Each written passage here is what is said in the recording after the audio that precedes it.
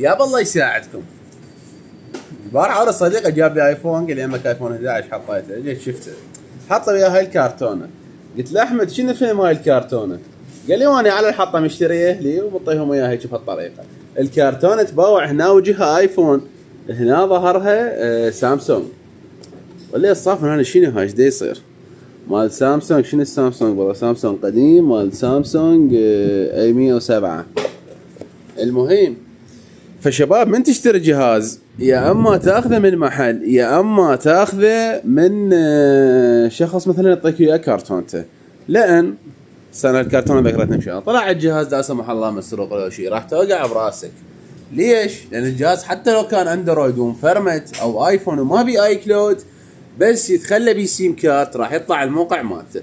الموقع مالته راح يطلع يمنه، الموقع مالته يطلع عند الامن الوطني، عند جهاز الاستخبارات. فالقصد اذا الجهاز انت مشتري وصاير عليه فالسرقه او فالشغله او فالشيء، راح يطلع الموقع مالته اذا كان عليه دعوه. فانت هنا راح يجون يطلعون موقعك وانت اللي راح تنسجن.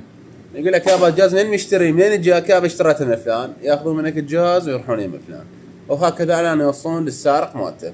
واذا انت ابو محل ومشتري الجهاز بلا كرتون وما تعرف صاحبه ما تقدر توصل له، فانت راح تشيل البطوله.